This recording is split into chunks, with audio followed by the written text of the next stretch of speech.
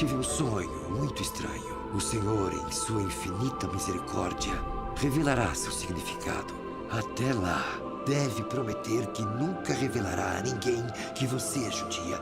Haverá um tempo para você permanecer calada e um tempo para você falar. O Senhor ouviu minhas preces e as atendeu. Se conquistar o coração do rei, os olhos não discordarão. Mas a mulher temente a Deus será muito louvada. Será uma rainha obediente? É o perverso Amã, minha rainha. Ele convenceu seu marido, o rei, a eliminar todos os judeus, inclusive você. Não pode ser. Leve-me agora mesmo, ódio.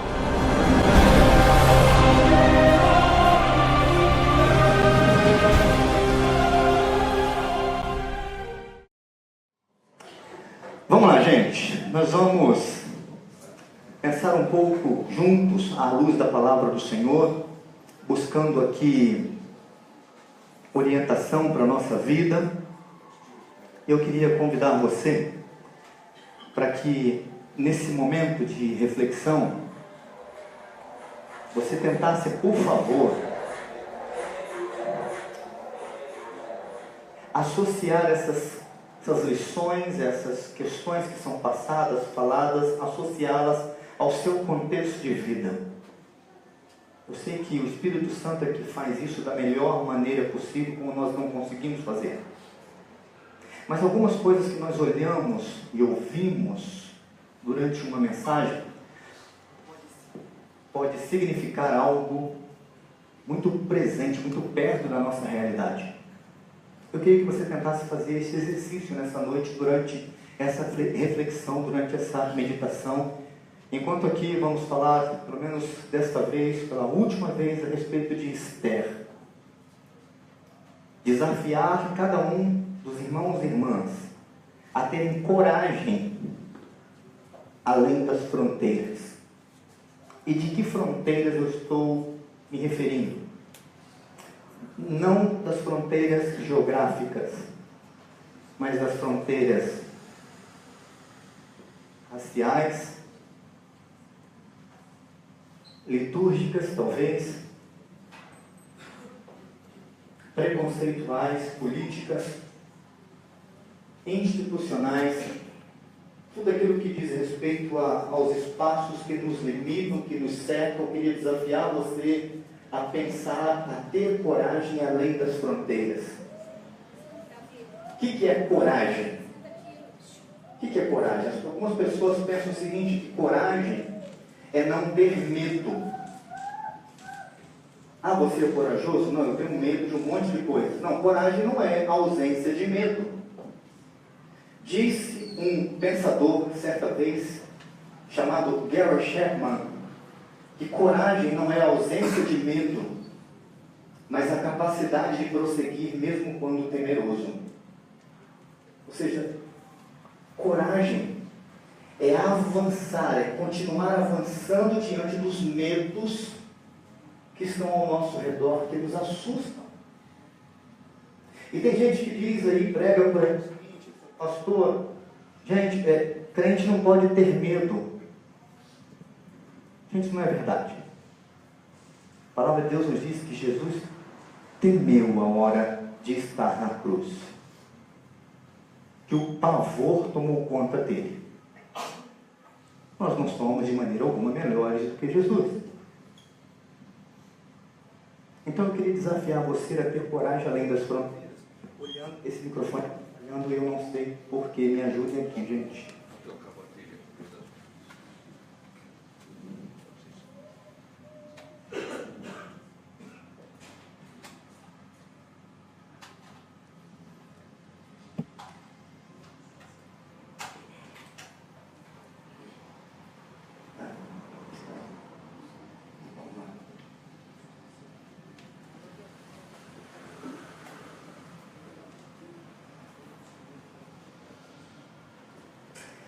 Durante esse mês, então, nós vimos algumas coisas básicas aqui, algumas lições preciosas acerca do livro de Esther.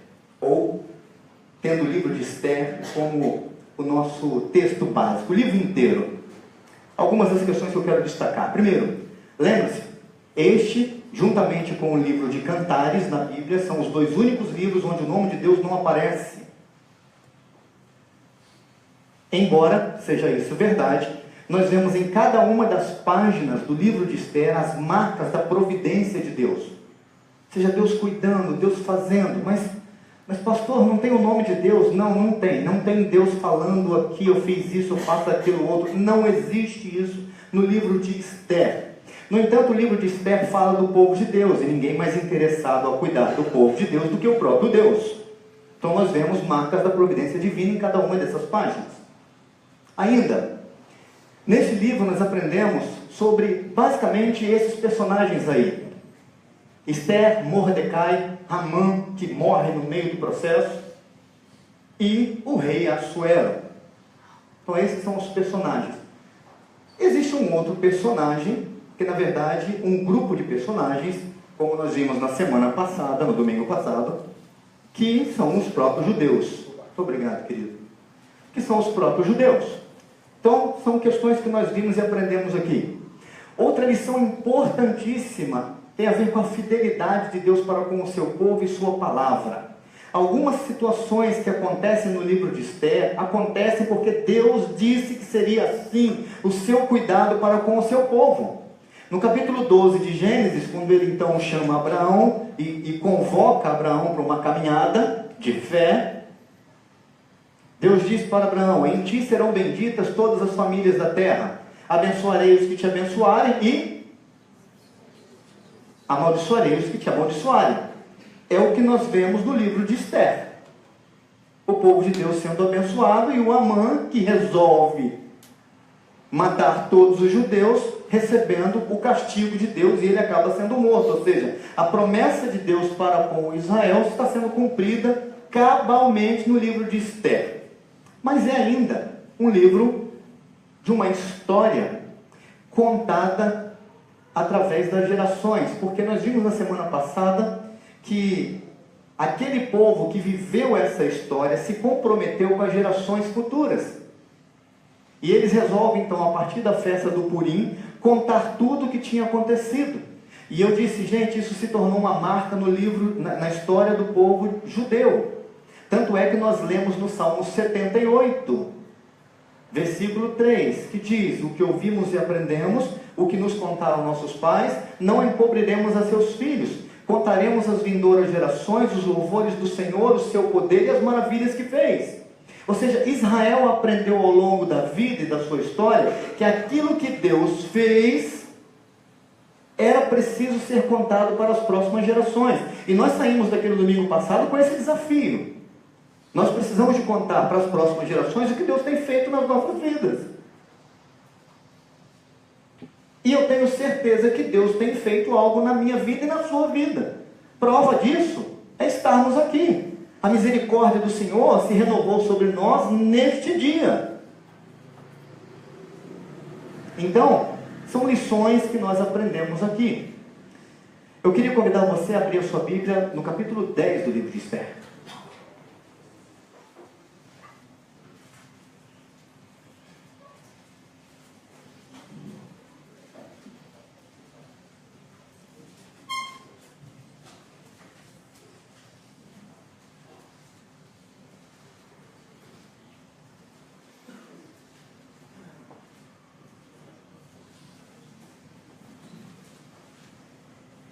Três versículos apenas.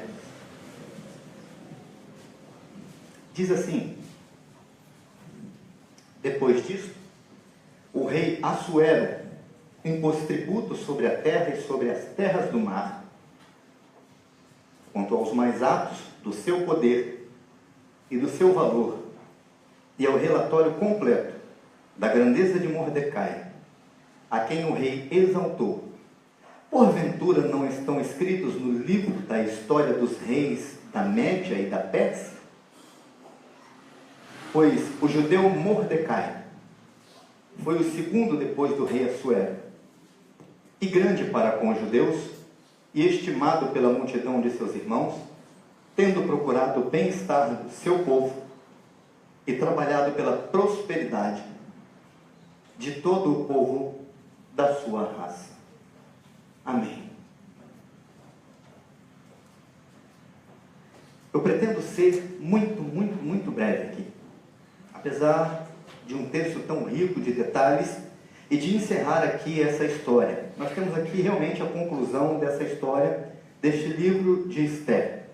Mas a grande questão, diante de tudo aquilo que a gente viu aqui, de toda aquela reviravolta, desde o reinado do rei Assuero, quando nós vemos no primeiro capítulo, o império persa gigantesco, enorme, poderoso, sendo descrito nos seus detalhes, a rainha Vasti perdendo o seu trono, a rainha Esther, ou a Esther, uma judia escrava, que pela graça e misericórdia de Deus realmente vai para o trono, se torna a rainha amada, e juntamente com Mordecai, conseguem livrar o povo de Israel da morte intentada pelo Amã, e depois isso se tornar uma grande festa, e os judeus passarem a ter direito de se defenderem dos seus inimigos, coisa rara, num tempo onde todo mundo era escravo. Perceba que no meio de todos os escravos daquele grande império, só com os judeus acontece isso. Mas algumas questões precisam ficar aqui claras e a gente precisa pensar sobre elas. Algumas questões são perigosas. Você viu aí no texto aí, por favor mantenha a sua Bíblia aberta, mas você viu o texto aí, existe uma palavrinha no final aí, do versículo 3, que o Mordecai tinha trabalhado pela prosperidade de todo o povo. Gente, nessa mensagem aqui nós vamos passar muito perto da teologia da prosperidade. Muito perto. Mas eu queria afirmar o seguinte: eu não sou, como pastor presbiteriano, eu não sou um adepto da teologia da prosperidade. Não concordo com ela. Não acho que as justificativas bíblicas para ela sejam plausíveis. Tenho grande dificuldade com a teologia da prosperidade quando eu vejo uma ou duas pessoas por aí que defendem a teologia da prosperidade, um ou dois se dando bem, enriquecendo, enquanto o restante da igreja continua empobrecido e se empobrecendo mais e mais. Eu acredito na prosperidade que possa vir de Deus. Eu não acredito num monte de espertalhões que tem por aí se dando bem às custas da igreja e dizendo que isso é prosperidade vinda de Deus. Então a gente vai passar perto aqui pelo seguinte, no que acontece com o Mordecai, vocês viram? Versículo 2 diz: quanto aos mais altos do poder do seu valor, do reinado completo e da grandeza de Mordecai. Eu vou explicar bastante isso aqui, mas olha só, esse homem, o escravo, que surge como mais um escravo, termina a história desse jeito. E aqui, este é um texto que algumas pessoas usam para dizer: olha, está vendo? Está vendo só como ele se tornou? Se ele se tornou, você pode também. Mas se esquece do restante dos judeus. Porque se a gente olhar realmente aqui para essa história, olha só, nada mudou para os judeus, gente. Quando a gente termina o capítulo 10, a gente olha para o resto da história e percebe o seguinte: a Esther, no final da história, é a rainha Esther, mas ela continua sendo uma judia, é um povo escravo. Esse povo não recebe alforria. A Esther, rainha, o Mordecai é o segundo homem do reino, mas eles continuam sendo judeus. Mordecai é importante, mas continua sendo judeu, ou seja, é um povo escravo. Não mudou nada desse povo. E ainda, os judeus continuavam sendo os escravos de Assuero. Então a gente olha para o texto e fala assim: mas não, o que mudou? Ah, pastor, eles receberam o direito de lutar contra os inimigos, ok? Já disse isso. Mas na sua condição, não muda. Mas algo precisa ser destacado, gente. Se essa condição não muda, eles recebem algo. E anota aí, por favor, o que eles recebem. Eles recebem razões para continuarem acreditando. Pensem bem em gerações posteriores, enfrentando inimigos, às margens de um outro exílio, por exemplo, lá contra o Império Romano.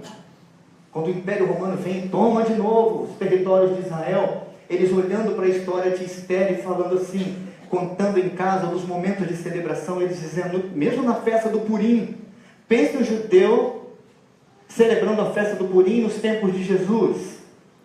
E eles olhando para a história, de novo eles são escravos de um império corrupto, no meio de uma geração rebelde contra o Senhor, no meio assim, de um povo realmente perdido em toda a sua sexualidade, imoralidade, tudo aquilo que diz respeito a coisas erradas. A gente podia listar contra aquele império, aquele povo, o Império Romano. Imagina eles olhando para essa história lá nos tempos de Jesus e falando assim, mas a gente continua acreditando. Lembrem-se, gente, do que Deus fez nos tempos do rei Assuero, quando estávamos todos nós condenados à morte, e quando a rainha Esther foi interceder diante do rei, e por graça de Deus, Deus deu mercê, estendeu a mão, estendeu o cetro para Esther, e permitiu que a Esther falasse. Então o decreto contra nós foi desfeito, e de uma noite para o outro, de um dia para o outro, nós estávamos condenados, passamos a ter o direito de estarmos livres da morte, e ainda com o direito de nos defendermos. Gente, isso já aconteceu no passado, e aí outros textos diziam, olha, nosso Deus não muda, nele não poderá haver nem sombra de mudança, então nosso Deus não muda, jamais mudou, não vai mudar. Ou seja, esse Deus que nos livrou no passado, pode nos livrar hoje de novo. Então a gente tem razões para continuar acreditando nesse Deus. Vamos seguir. Ele não deixou as suas palavras cair por terra, jamais deixará, e a gente pode continuar acreditando nesse Deus. Israel nada mudou, mas eles continuavam, apesar de escravos. Eu acho que a posição que eu faço para essa antena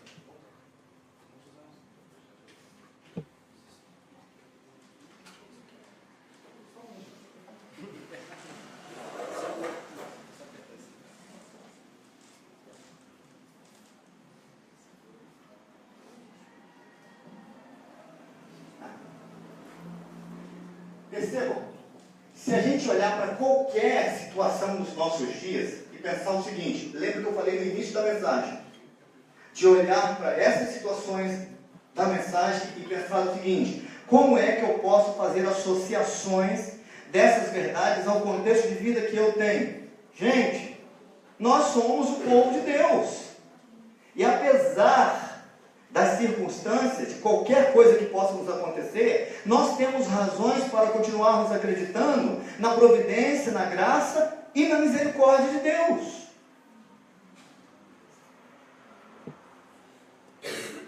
Que a gente vive num lugar que é assim, governado por forças terríveis, que de certa maneira a cada dia nos escravizam. Somos escravos do trabalho, somos escravos do dinheiro, somos escravos de poderosos. Mas nós temos razões para continuarmos acreditando nesse Deus. E aí, nós olhamos para esse Mordecai, que agora a história se encerra falando principalmente dele, é registrado aqui como ele termina a história, e nós olhamos para algumas lições que eu quero compartilhar com vocês. Porque ao olhar para essa história dele aqui, e com a intenção de achar este elo entre esse tempo e os nossos dias, e esse perigo, e esse desejo de vencer e atravessar todas as barreiras, essa necessidade que nós temos de sermos sim os vencedores. Não sei se vocês perceberam, mas tudo que nós cantamos e lemos hoje aqui, durante o nosso culto, na nossa liturgia, falava sobre isso. Da restauração, do que Deus pode fazer, da mudança que Deus pode fazer, de como Deus pode transformar a nossa sorte, mudar isso. Nós cantamos isso o tempo inteiro aqui, nos salmos que nós lemos, falando disso, do que Deus pode fazer. Então, nós olhamos para este Mordecai e pensamos logo no perigo. Poxa, esse cara terminou tão bem a história, esse servo de Deus, porque Deus pode fazer isso assim comigo também, que coisa. É, pode mesmo, é verdade. Só tome cuidado com essa questão da prosperidade. E deixa eu explicar por que eu preciso de usar isso para combater essa doutrina que eu considero falsa. a gente pode olhar para esse homem, nessa frase aqui, e dizer sobre a grandeza de Mordecai, a quem o rei exaltou, ou seja, esse camarada se tornou grande. Então a gente poderia dizer o quê? Está vendo só? Deus transformou esse cara em grande, estava destinado a ser grande. Então, por ser filho do grande Deus, como o judeu que era, estava escrito, desde antes da fundação do mundo, que ele seria grande. E todo mundo já imaginava isso. Então, por causa disso, a gente vai pegar carona nesse negócio e vamos querer isso também. Você pode, nós podemos também. Se Deus fez isso com Mordecai, por que não comigo? A grande questão é que a lição que eu quero trazer aqui, em primeiro lugar, é que Deus tornou grande pessoas que, na visão humana, nasceram para serem pequenas. E Giovanni, de onde você tirou esse negócio?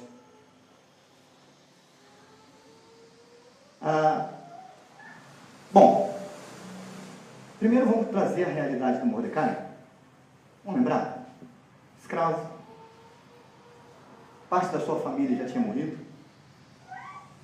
A Esther é prova disso, porque ele tem que adotar a Esther, porque os pais tinham morrido. Ele é um dos judeus que tinha vindo da Babilônia como escravo, o rei da Babilônia tinha trazido, ou seja, é gente que é jogada para lá e para cá, conforme o rei determina. Pensa na própria história da sua sobrinha Esther. A Esther morava dentro da sua casa, foi adotada por ele, sua prima querida. E aí, o que acontece? O rei baixa um decreto que toda moça bonita, formosa, tem que sair das suas casas imediatamente e ir para o palácio do rei, para o harém do rei. Essa é a realidade do Mordecai. Qual a perspectiva de vida? Qual o olhar de Mordecai para frente? Que achar que eles, judeus, poderiam se livrar daquele império? Dificilmente. É continuar crendo realmente em Deus. Agora, o grande detalhe é o seguinte, está no nome de Mordecai. O nome de Mordecai significava homem pequeno. Tá, mas qual a importância disso? Para aqueles povos da antiguidade, o nome era extremamente importante. Seus nomes eram identificadores das suas personalidades, identificadores das suas histórias, do seu futuro. Ou seja, quem vai ser ele no futuro? Aquele a quem Deus ama, aquele a quem Deus abençoou. Era para isso, os nomes indicavam isso. E as pessoas sabiam o significado dos nomes. Então, pensem bem, olhando para o Mordecai, ali, lá vai o homem pequeno. Oi, homem pequeno, bom dia.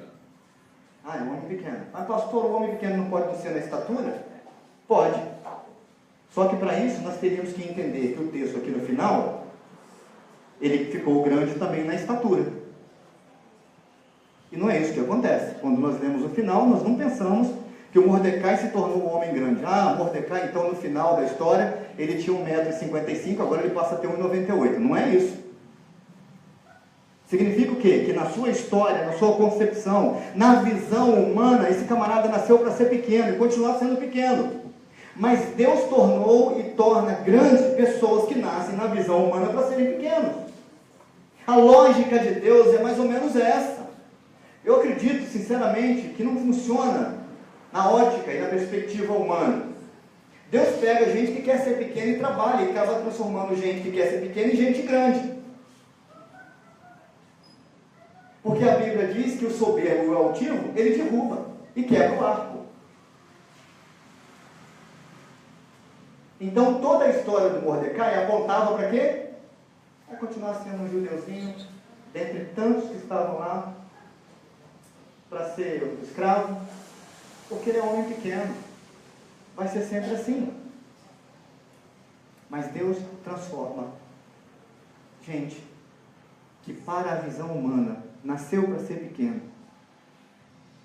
em gente grande diante da tua presença ou da presença dele. E aí nós vemos na história de Mordecai algumas coisas muito interessantes. Primeiro, ação e consequência. A gente não vê um Mordecai que está isento dos problemas do que acontece no reino. Mordecai é um judeu imerso em tudo isso. Ele participa ativamente. Ou seja, o decreto do rei qual que é? Tragam todas as mulheres. Esther, olha, o rei mandou, filho. Não tem o que ser feito, vai. Não conta para ninguém que você é judia, tá bom? Mas vai. Aí, nessas idas e vindas, passando pela frente do palácio, um belo dia, Mordecai escuta que tem 2 eunucos querendo matar o rei. Ele escuta, fica sabendo da história, conta para Esther e diz: Esther, tem 2 eunucos, fulano e ciclano, tramando a morte do rei. A Esther vai e conta para o rei.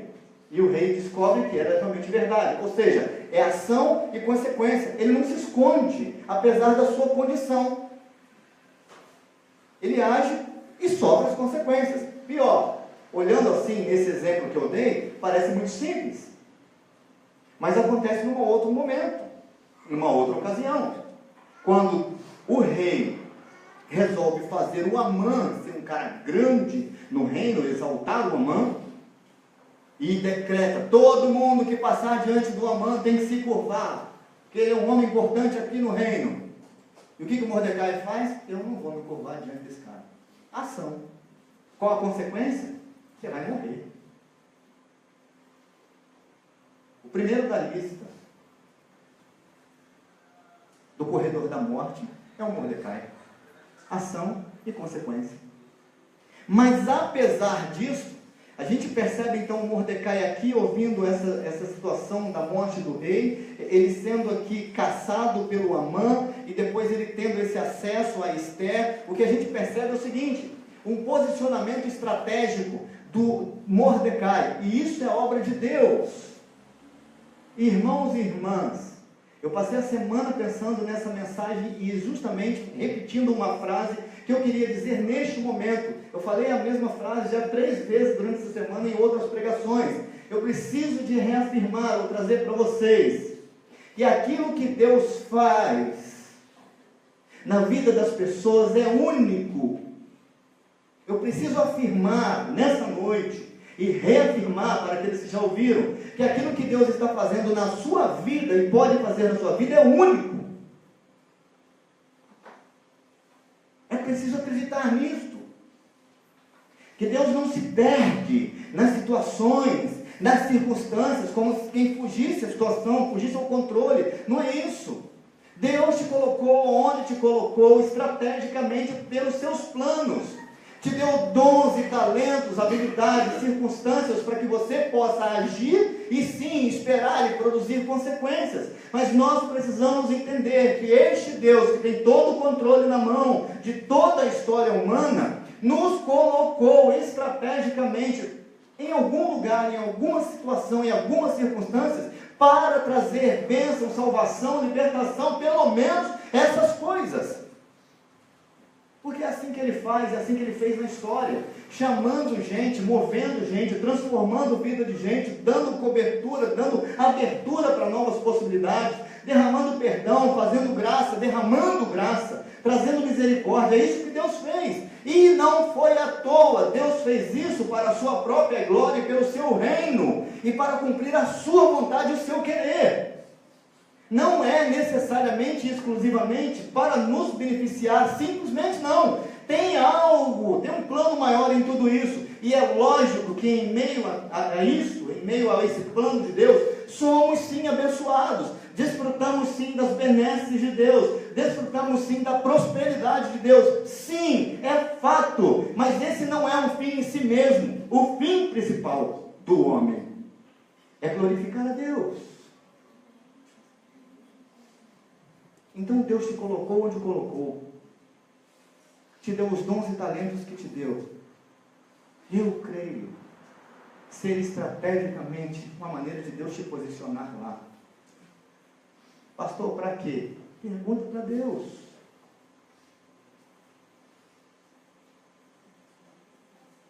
Mas não fuja da ação e da consequência.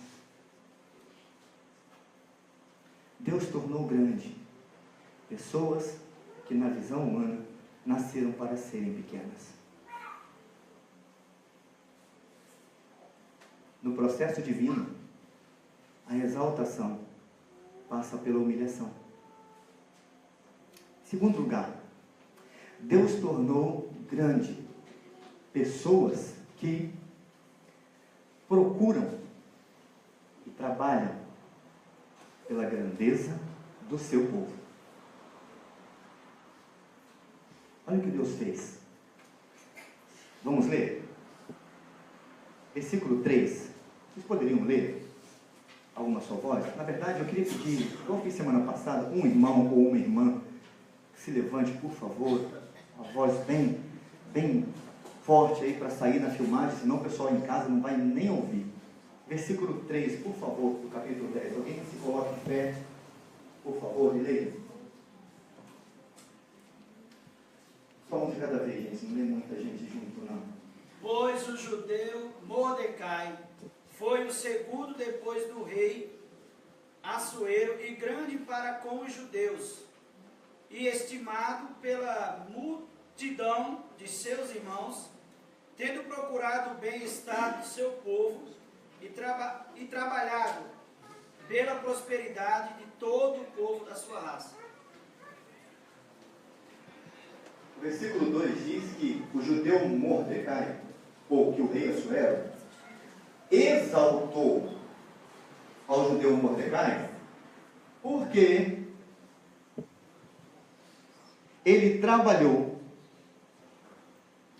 pelo bem-estar, ou procurou pelo bem-estar do seu povo e trabalhou pela prosperidade da sua raça.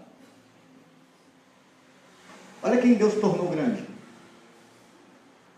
Mordecai não legisla em causa própria. Ele trabalha pela paz do povo, ele procura a paz do povo, a sua raça. Não é interessante isso? Na primeira palavra que eu queria destacar na outra lição era realidade. A realidade do Mordecai. Aqui eu quero destacar a intencionalidade. Qual era a intenção de Mordecai em tudo isso, gente? Livrar o seu pescoço? Não. No texto que nós lemos na semana passada, no capítulo 9, nós, ao ver aquele desfecho, a gente recorda o que ele tinha falado com a Esther. Ele fala com a Esther assim, olha, no capítulo 4, você acha que se você ficar quieta, você vai se livrar? Você é judia. Não pode se calar. A intenção dele, desde o início, logicamente que ao livrar os judeus, ele estaria livre também. Lógico. Mas a gente lê na história a intencionalidade deste homem de trabalhar pelo povo, pelo seu povo, pela sua raça. E aqui são duas ações contínuas que a gente vê no versículo 3. Tendo procurado. É a ideia de procurar continuamente. De não parar de procurar o bem-estar do seu povo. E da mesma forma de trabalhar. A grande questão é que essas duas palavrinhas que diz respeito aqui ao bem-estar significa o seguinte: bem-estar e prosperidade são originalmente sinônimos de amor e paz. O que o texto diz é o seguinte, que ele trabalhou incessantemente por causa do amor que ele tem por este povo e para que esse povo tivesse paz. A expressão usada aqui é shalom, que nós conhecemos muito bem.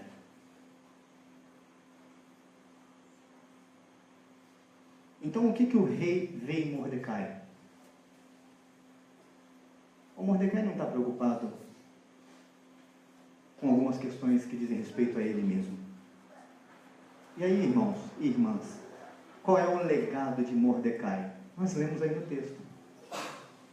Primeiro, o Mordecai entra para a história do Império Persa. Está registrado na história desse grande império. Diz aí o texto, por um acaso, os atos de Mordecai não estão escritos nos livros do rei da Pérsia? Para que outros povos pudessem ver sobre um judeu que foi exaltado dentro de um reino. Esse é o legado. É o que fica para as próximas gerações. Deixa eu ajustar aqui uma palavrinha também. A diferença entre legado e herança. Vamos lá? Eu sei que você sabe, mas só para gravar. Legado a gente deixa nas pessoas. Herança a gente deixa para as pessoas. O que Mordecai deixa é um legado. Deixa eu te perguntar de uma vez, fazendo a associação entre os tempos de Mordecai e os nossos dias. Qual o legado que você vai deixar?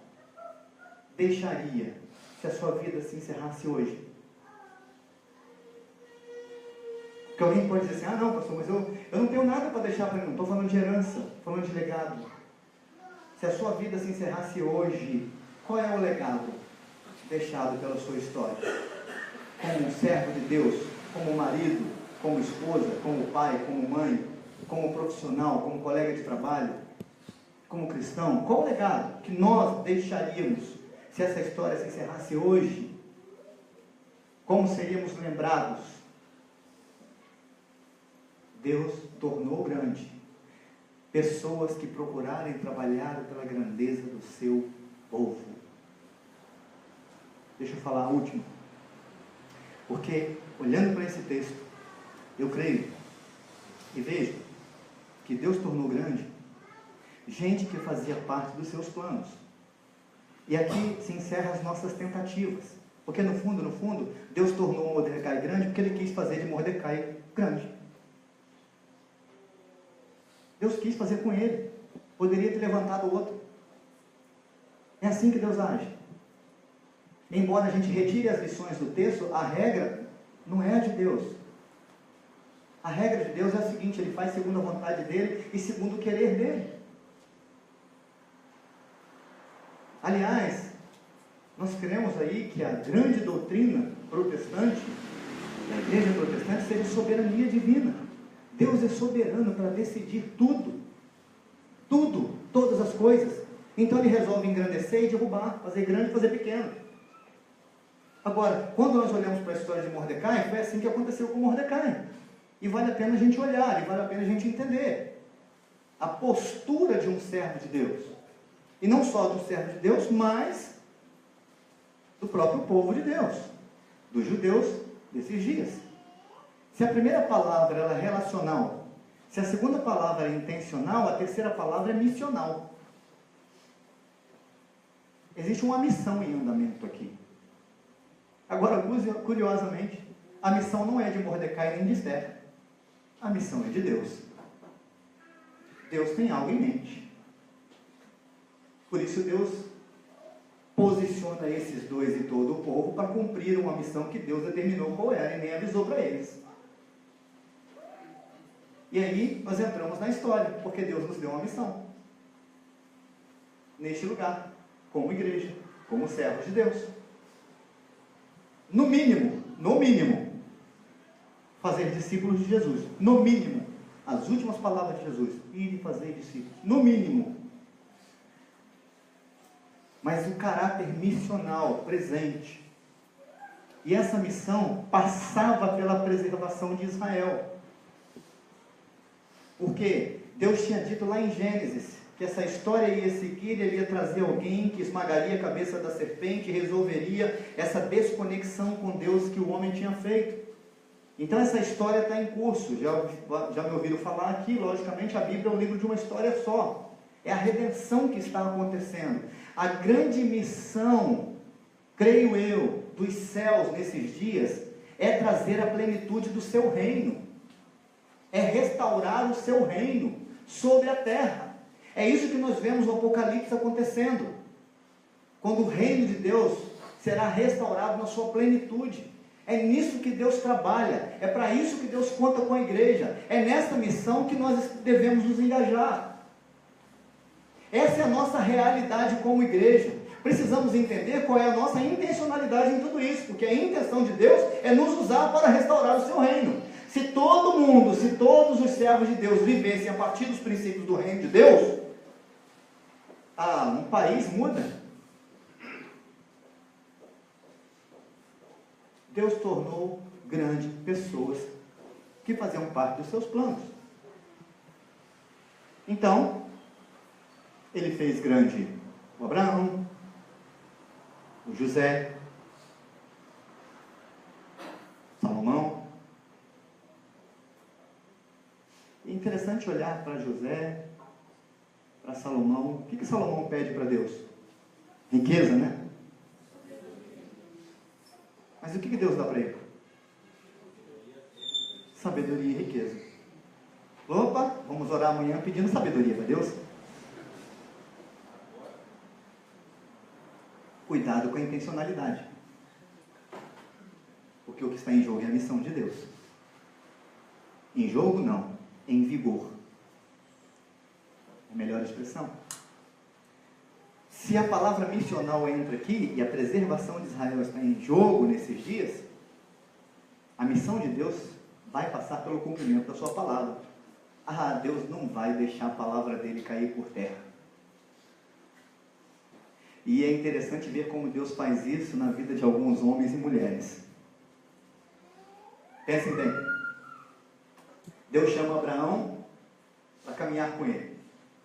O Abraão segue ousadamente, capítulo 12. Logo um pouquinho depois dessa ida decidida, ele entra no Egito. E aí ele pensa, minha esposa é bonita, eles vão querer matar a minha esposa e Deus não vai fazer nada. O que eu vou fazer? Vamos fazer o seguinte, vamos combinar. Você fala que é minha irmã, e a gente se livra desse negócio, eles não me matam. Aí nós vemos o seguinte, acontece algo fantástico. No meio da noite, de um jeito miraculoso, que a Bíblia nem diz direito como foi que aconteceu, numa visão, lá o príncipe do Egito recebe um recado de Deus, devolve a mulher para o homem. E ele vem desesperado de Abraão e fala assim, por que você não falou que ela era sua esposa? Como é que você me traz esse mal sobre a minha casa, sobre o meu reino? O que está em jogo? Deus não vai deixar um trapalhão como Abraão botar os planos dele a perder. Vamos pensar no Jacó? Deus não ia deixar os planos deles cair por terra por causa de um usurpador como Jacó. Deus não ia deixar os planos dele cair por terra por causa de um sanguinário como Davi. E assim a história segue. Porque a missão que Deus, ou para a missão que Deus nos chamou, seja a preservação de Deus do Israel no passado, seja a preservação do povo agora, o cumprimento da palavra de Deus está em vigor. Não vai cair por terra, nem sua palavra, nem suas promessas. E se você quiser um texto bíblico para você ler todos os dias, eu gostaria que você lesse e ficasse com Lucas 1,37. Que diz, porque para o Senhor não haverá impossíveis em nenhuma de suas promessas. Se Ele prometeu, pode acreditar. Então, vamos recapitular? Deus tornou grande pessoas que, podem ler? Na visão. Foi horrível, gente, porque o pessoal lá da internet nem ouviu direito. Vamos juntos? Deus tornou grande pessoas que, na visão humana, nasceram para serem pequenas. Deus tornou grande pessoas que procuram e trabalham pela grandeza do seu povo. Deus tornou grande pessoas que faziam parte dos seus planos. Eu acredito nisso. E aí nós vemos um Deus que age naquilo que é real, intencional e missional. Um Deus que altera o curso da história, a visão de homens, a perspectiva humana de toda a sua história, do jeito que Ele quer fazer, mas sendo um Deus presente, real, sendo um Deus que mostra, que fala de uma intenção de salvar, de libertar, de proteger, de abençoar, mas um Deus que vive, que tem, a partir da história bíblica, uma missão sendo desenvolvida, e Ele usou seu próprio Filho em tudo isso. É um Deus que age de maneira real, intencional e missional, trazendo bênção e maldição. Trouxe bênção para o seu povo e maldição para o Amã e para toda a sua família. É um Deus que trabalha executando o seu planejamento, apesar de um ambiente hostil, um ambiente dominado por um império poderosíssimo, e quaisquer outra situação que nós poderíamos acrescentar esse apesar de, Deus executa os seus planos. Portanto, o que a gente vai temer? Ah, pastor, eu passei lá perto um dia desse, de casa lá, e eu sei que é meu vizinho lá é macumbeiro, e ele fica me escutando lá com aqueles cânticos que eu coloco lá, e ele já andou comentando na rua lá que eu estou morrendo de medo.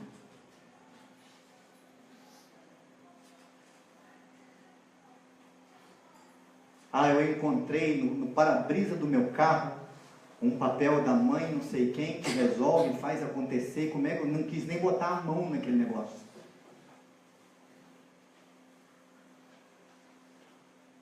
Deus executa os seus planos apesar de nós. Ah, então a gente encerra esse tempo de Esther e pergunta o seguinte: o que mudou depois da gente passar um mês falando de Esther? O que mudou para a gente? Se, diante de tudo que a gente ouviu, amanhã a gente sai daqui e vai para o nosso trabalho, sabendo o seguinte, que a gente continua nesse país, lindo por natureza. Nem vou falar o resto da frase da música.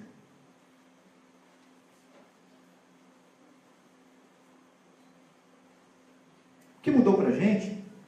Se nós sofremos com as enfermidades terrenas, se é bem provável que alguém que está aqui nessa noite, amanhã vai ter que procurar médico e está fazendo tratamento, e está com os relacionamentos quebrados, e está com dificuldade, e tem sofrido com as angústias da vida. O que mudou para a gente ouvir então sobre a Esther, sobre tudo isso que Deus faz e fez? Se nós sofremos dessa maneira, o que mudou para a gente se as nossas perspectivas de futuro, elas não são as melhores? Lembra, eu brinquei aqui num dos sermões sobre aposentadoria. Eu estou triste, eu não sei se eu vou me aposentar pelo INSS. As nossas perspectivas de futuro, quando nós olhamos para o que está ao nosso redor, são boas? Ah, não, a gente confia na turma do palácio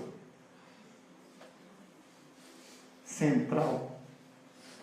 Ah, não, vamos ter paz, tem a bancada evangélica. Imagina, não contei piada. Quais são as nossas perspectivas de futuro? Como o povo da fé? É aí que entra a fé. Porque realmente, na dinâmica da nossa vida, ao nosso redor, não mudou nada mesmo não. Assim como não tinha mudado para os judeus, que continuavam escravos. Mas, o que nós recebemos isso?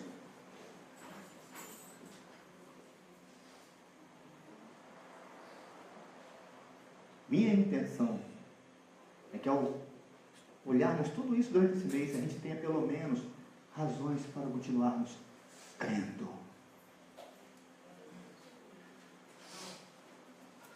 Bom, nós cantamos no início do nosso culto, ele exaltado. O grande exaltado não é Mordecai da história. O grande exaltado é Cristo. E pensa bem, gente, o Cristo nasceu, parece que nasceu para ser pequeno, não parece? Embora todos os textos bíblicos disseram o seguinte: não, você não nasceu para ser pequeno, não, nasceu para ser grande. Mas na sua cultura, no seu contexto, filho do carpinteiro. No dia que nasce numa manjedoura, o berço dele é talvez um coxo de animais. Que futuro essa criança tem? Isso era o real daqueles dias para Jesus e para sua família. Ou pelo menos, não família pensando em José e Maria, que sabiam do que estaria pela frente. Mas era o real. Bom, ele se entregou por nós. De que maneira? Intencional. Eu vou. Ouvi um pastor certa vez dizendo que a gente imaginar talvez a conversa entre a Trindade lá para trás, antes da fundação do mundo, Deus dizendo: então, Nós precisamos de um dia descer lá para resolver o que vai acontecer com o homem. E o Pai, o Filho e o Espírito Santo nessa conversa, e a gente pode imaginar Jesus dizendo: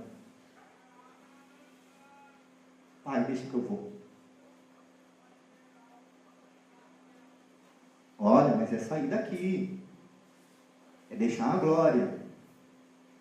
E descer e ficar no meio daquele povo lá. Tem muita gente perigosa lá. Cuidado.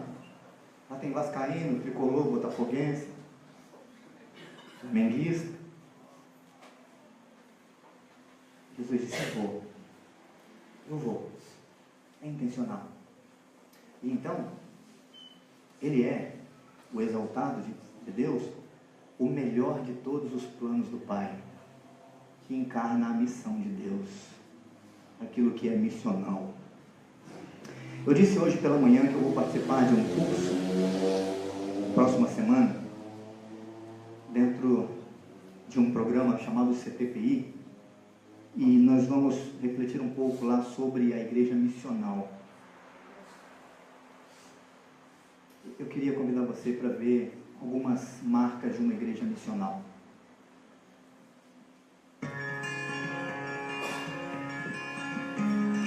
Uma igreja missional é uma igreja em que o que acontece de segunda a sábado é imensamente mais importante do que o que acontece de domingo. Domingo é o momento em que pessoas são treinadas e desafiadas. De segunda a sábado se dá a missão. Uma igreja missional é aquela comunidade que entende a sua vocação e o seu chamado. Ela não entende que é um fim em si mesmo, mas ela compreende o seu chamado e a sua relevância diante da sociedade, principalmente daqueles que não conhecem o Evangelho do amor de Deus.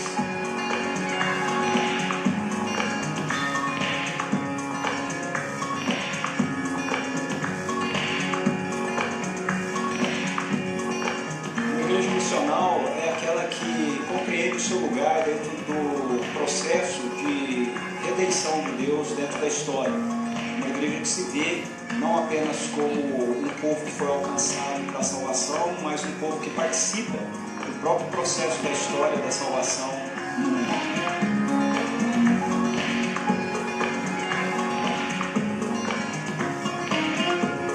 Uma igreja missionária é aquela que reconhece que, sobretudo, Deus é um ser missionário. Deus que está o tempo todo voltado para implementar o seu reino na face da terra. E a igreja missionária é aquela que compreende isso e se engaja também efetivamente nesse processo. Uma igreja missionária é uma igreja que, compreendendo o seu chamado, vive a realidade do seu mundo ao redor e fala com este mundo do Evangelho de Cristo de uma forma contextualizada, dinâmica, viva, eficaz, não por ela mesma, mas por aquele que a chamou, e faz isso com amor ao mundo, o mesmo amor com que fomos amados em Cristo. This conference is about transforming churches to become missional in the midst of their culture. A missional church is a people that have learned to live distinctively, that is, live in attractive ways at the heart of the gospel for the sake of the world. So missional talks about a people that live out of the gospel, live in the biblical story, and live in such a way that they are attractive and distinctive, making known the good news by their lives, their words, and their deeds. Então, uma igreja missional não é apenas uma igreja atracional que, ao pregar o Evangelho, atrai pessoa para ela, mas é uma igreja que prega o Evangelho de Jesus Cristo e vidas são transformadas e essas vidas são ensinadas a viver o Evangelho de Jesus Cristo na sociedade onde elas vivem.